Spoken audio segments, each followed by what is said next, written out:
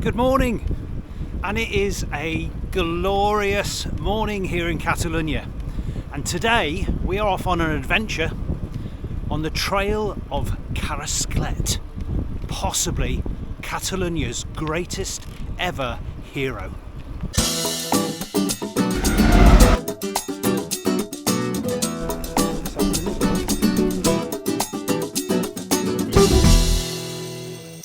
And so when I read about Carrasclet,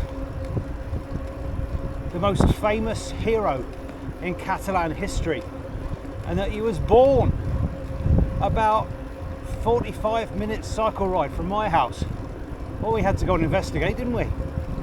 I'm on the Canyon Grizl ONfly CF Trail that I've been absolutely loving. What a bike.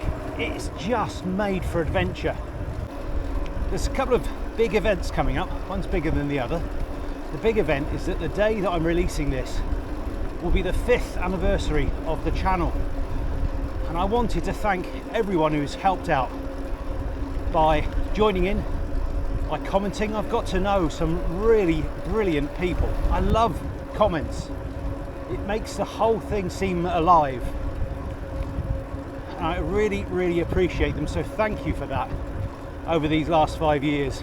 I can't believe it. We're getting 1,000 views almost every day now on the channel. Should we see if we can get a honk off him? Honk honk, honk honk. No. Miserable bugger. Really?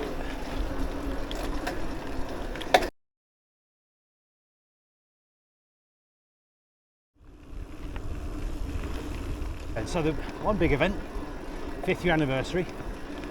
Other not so big event is that today's my birthday, and I have as many years as Heinz has varieties. Oh, it looks like it could be pretty muddy. Fingers crossed. This was impassable 2 days ago. Thought I'd chance my arm today. Absolute quagmire it was, awful. It's up in the middle there. Should have stuck on the outside. Oh, that is slippery. Wow. Oh, wow. That's as slippery as I've been. Oh, no, all of it is. Wow. I've got the pressures down really low, so I knew it was going to be a bit iffy. That was iffier than I thought it was going to be. Oh my word! Look at the next bit. That sound quite pleased. I'm keeping my speed up. Whoa, whoa, whoa, whoa.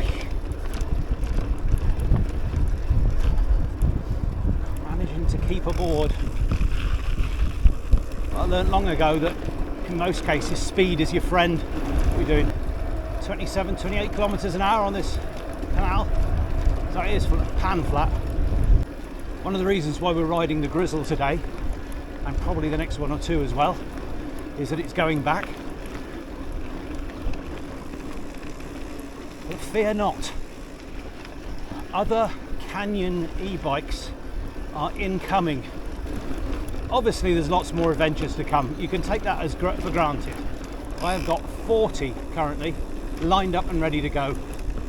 Some of them are big epics that have been lined up for some time, years in some cases, but the things that are plotting to make them difficult to do has been the weather so far this year. After all my moaning about all the droughts we've had, it's actually been the wettest winter in Spanish history. Right, we're off the canal and straight into this climb, which does get really horrible. As it's my birthday, I might even put it up to full assist, but yeah.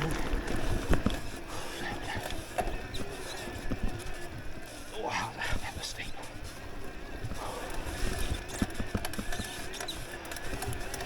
So, in terms of other interesting things coming, well, we've got a lot of racing this year.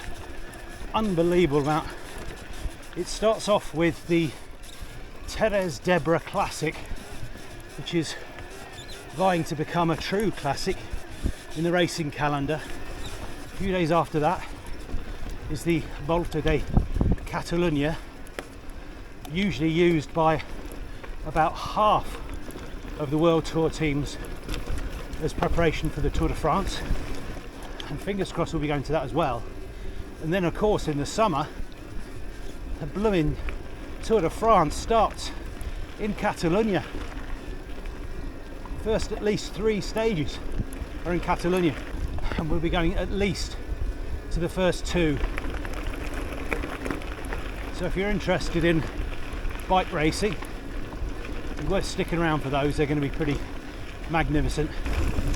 Let's pop the old dropper post down because we can. It won't be the last dropper post bike that we see. Oh no, I'll do some teasing here. We've got a very advanced high-tech bike coming. I'm looking forward to showing you.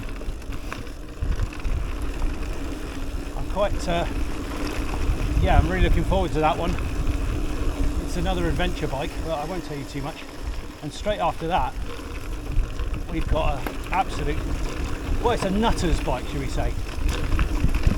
I might be the first sane person to review it. Yeah, so got 2 Canyons coming. We've actually got BH are sending me the latest iteration of their most fabulous e-road bike, and I'm really pleased about that. It was the road bike that I loved the most. So I've seen amazing bikes since, and hopefully will continue to. But that BHI Aerolite got me up Mancaro, for goodness sake. I'll be just so happy to see that. Oh yes, not least because they're now selling in the UK. Selling and supporting in the UK. That's a big, dirty looking puddle. Oh, I don't like the look at that one at all. Not at all.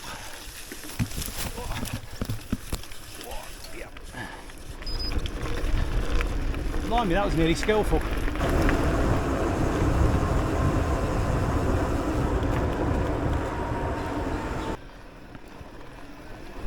Pop up next to the church.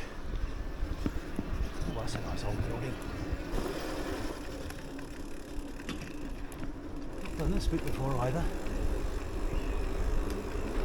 And the other gets really, really steep when it goes to concrete because the tarmac will slip, and they put the slots in it so the cars can get up it. That's the wine cooperative of Serra Dalmos. I haven't bought from there actually, must go. I've also been in chats with the motor manufacturer Fazua as well, and they made very small, very light, modular e-bike systems which were beset with a whole load of problems, which meant that their sales dived. They used to be fitted to some cracking bikes, and from what I can make out, a lot of those problems are now fixed.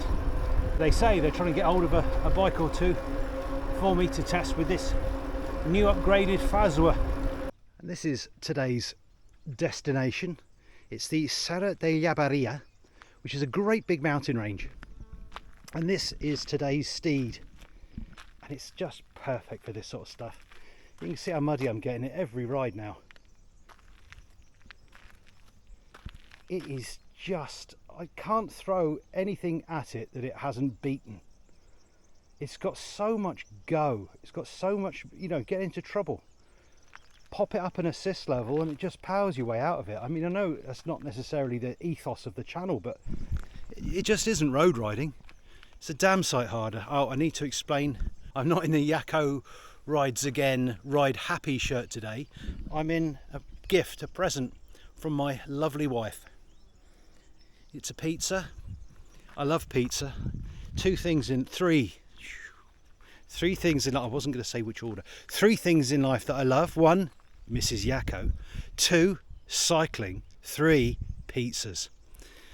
It's my birthday today. We're actually en route to a pizza restaurant, and I'm going to do this ride on the way there. So I'm going to ride home afterwards. So it's only half a ride today, which is great because I'm going to have a drink as well. Because I've been dieting It's exactly 10 weeks from the 1st of January to my birthday, to the day, every year except a leap year. So I generally set myself a task of going on a diet for those 10 weeks. It's only 10 weeks, see what you can do. Well, this year I've been really going for it, really going at it, actually. Hold on, can you see? Belly's gone. I've lost 14 kilos as of this morning from the 1st of Jan. I've been eating really, really well. Lots of food every other day. So I have 40 hours of fasting, 8 hours of eating.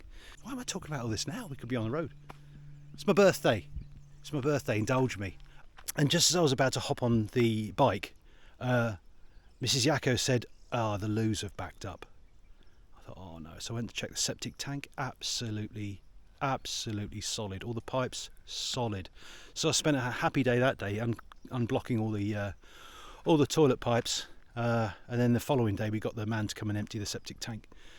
Joy, pure joy. Almost as much joy clearing out your own poo and realising, wow, don't we digest that?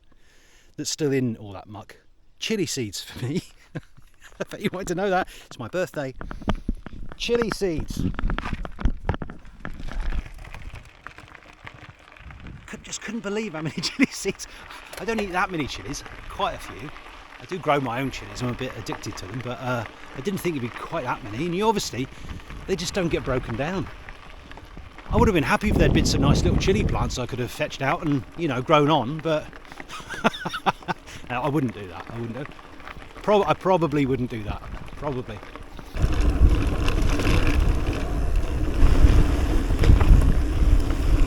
Nearly lost the front wheel there. Oh, again, bumpy on it, look, on it. This isn't going to look very exciting. In my defence, it's very loose. Favourite word.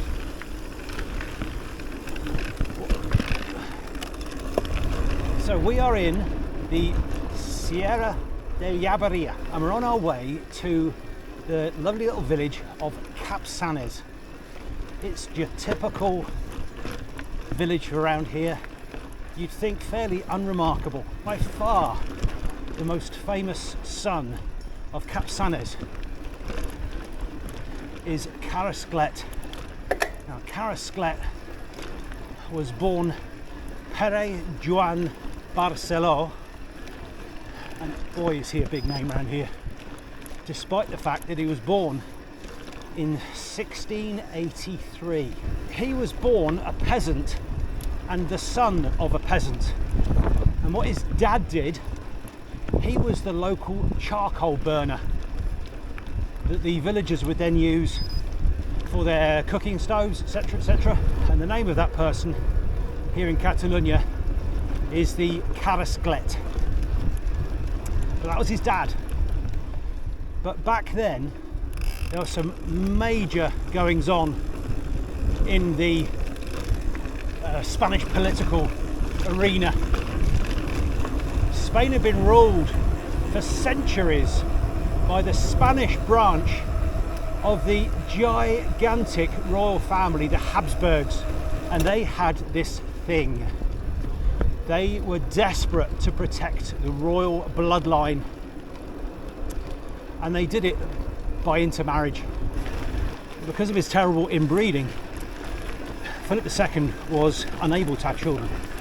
When he died in 1698, he was childless, and there were no direct heirs for the throne, and it started off what became the first truly world war. It was the war of the Spanish succession. There were two massive ruling families in Europe at that time. The others were the Bourbons,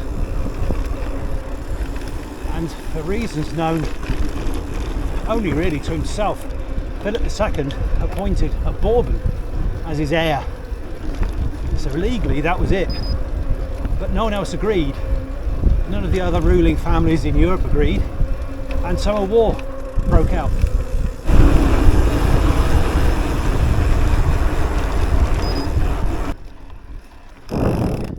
You'd think, what has Burner and his son got to do with the War of the Spanish Succession being fought throughout Europe. There were certain bits of Spain which were particularly pro the Habsburgs, and Catalonia was the main part of that. And that's because under Philip II, he had granted Catalonia some independence. They were run as an autonomous state. It's Els Guillemets Reservoir. If we'd come here a month ago, 2 months ago, that would have been absolutely bone dry in a great big deep valley. And there's Els Guillemets. Isn't that beautiful? The Habsburgs were pro Catalan independence. The Bourbons, no way. No way. Spain was going to be a country, one country under the Bourbon rule.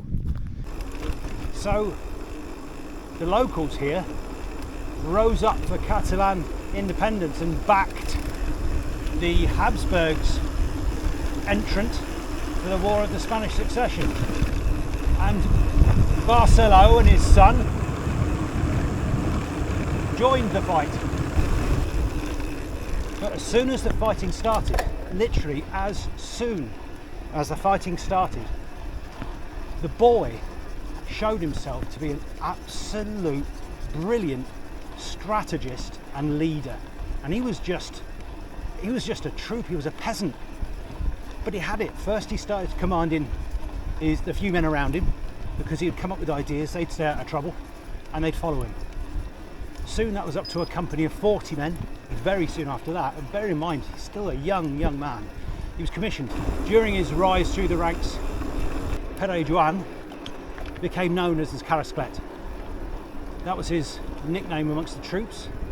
That was what he became known at to his enemies. He was Carrasclet, and feared because he just kept not losing. And even if the battle was lost, he managed to retreat in enough order that he could fight another day. Eventually the numbers told, and he was told to surrender, and he did. And by the time that sadly the war was lost for the Habsburgs, he had risen to the rank of captain. Unfortunately, things then took a bit of a turn for the worse, because the Bourbons weren't to be trusted. The Bourbons issued an amnesty to all those who had fought against them once the war was over. And as soon as everyone gave up their arms, they rounded them up. They were decimated. 1 in 10 men was killed. And the other 9 were sent off generally to work in the galleys in the Mediterranean. And there's no coming back from that. That's a death sentence. Now, many of the men heard of what was going on, and they fled into the mountains or went home and tried to pretend they had nothing to do with the fighting. Now, Carrasclet tried to make peace with what was going on. In the town of Faucet, the Bourbon commander of Faucet had immediately taken to exploiting the people.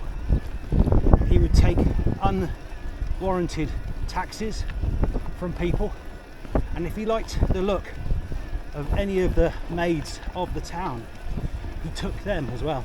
Someone complained to Carrasclet about it, who lived not very far away, tried to live not very far away, and he rode into town and he found this little jumped up commandant, and he knocked the stuffing out of him. He didn't walk again afterwards.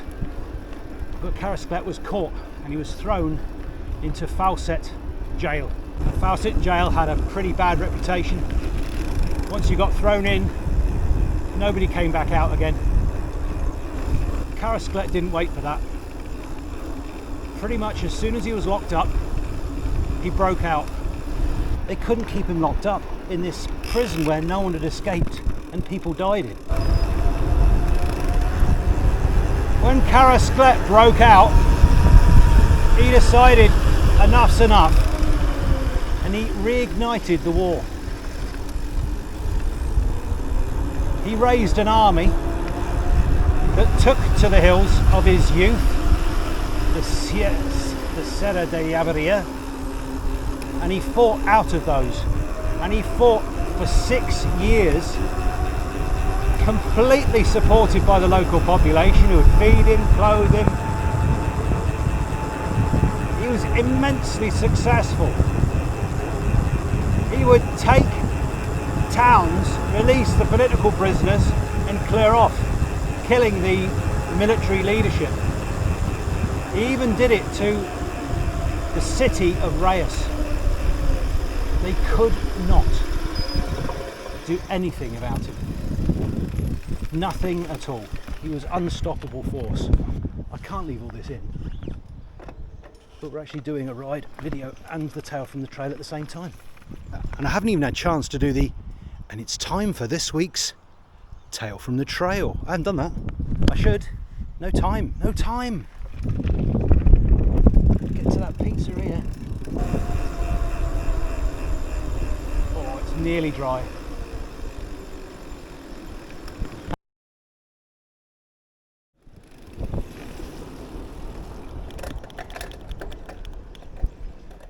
But Carrasclet fought on, and he fought with the determination of a man he was fighting for his motherland. He was fighting for Catalonia, and so were his men.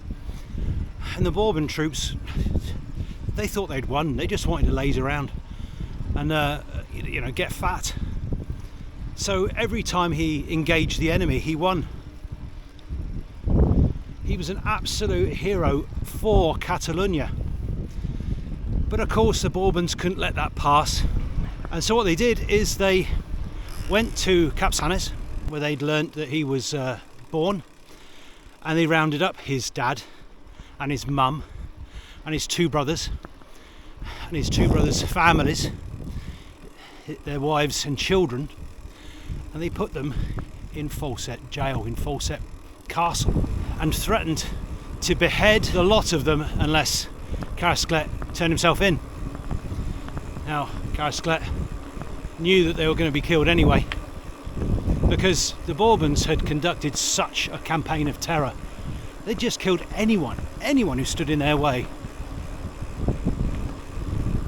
There's another ford we need to investigate. It's such a rarity to have water. I'm making the most of it. Oh no.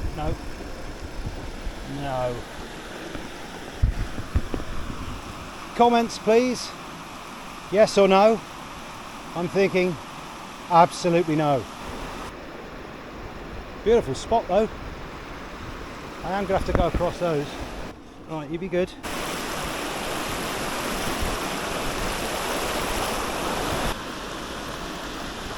Absolutely bloody lovely. Oh, so there's Carrasclet with his family threatened. And sometimes you wonder how stupid these guys are. This is a guy who's proved himself to be terrifying in his efficiency in killing them. He only ever chose military targets. He never ever tried to do anything that involved terror. They'd actually branded him a terrorist and a brigand. He was nothing of the sort. He was a military man who ran troops in a military fashion.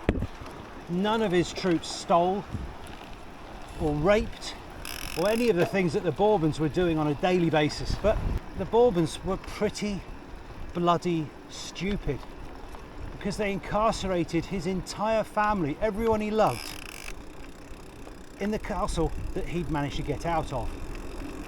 So what do you reckon he did? You're right. He broke in, killed the entire garrison, and freed his family. And oh, we're not going across here either. No, sir. Thank you.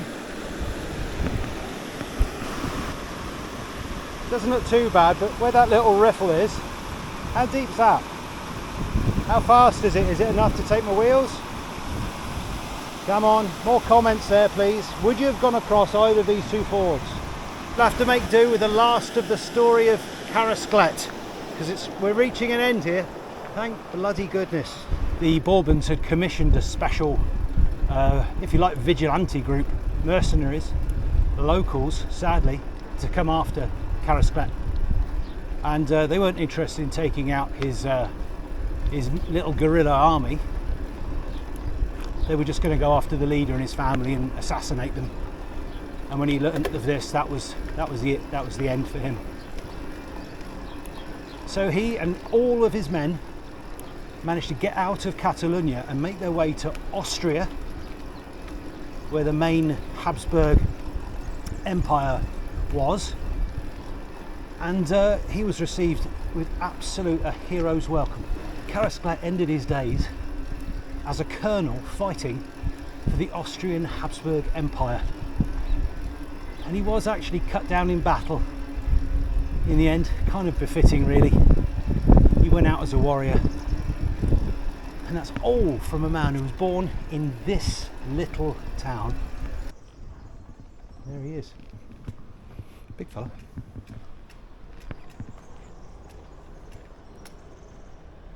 This is the Serra de Llavarria, but it runs into this Sierra Montalt. It runs into a whole series of ravines and mountains all the way to the coast. And that is why they could never winkle Carrasclet out of these mountains. And bearing in mind, he was born and raised here. What chance did they have? He was an inspired leader. I love the fact that he fought his war by honour, as opposed to his opponents who used every dirty trick in the book to try and get to him, and were pretty bloody horrible as well. Anyway, that is us done for this week. I've just had a call from Mrs. Yako. She's leaving now. I've got about half an hour to get to the restaurant. So I'm going to go and enjoy the rest of my birthday. I hope you enjoy this one. It's probably going to end up being a hugely long video again. And yet, we've hardly seen anything. But what there is to see, even this view here, absolutely magnificent. So I'm just enjoying it so much I don't want to sign off. But sign off I must. So until the next one, ride happy. And thanks for watching.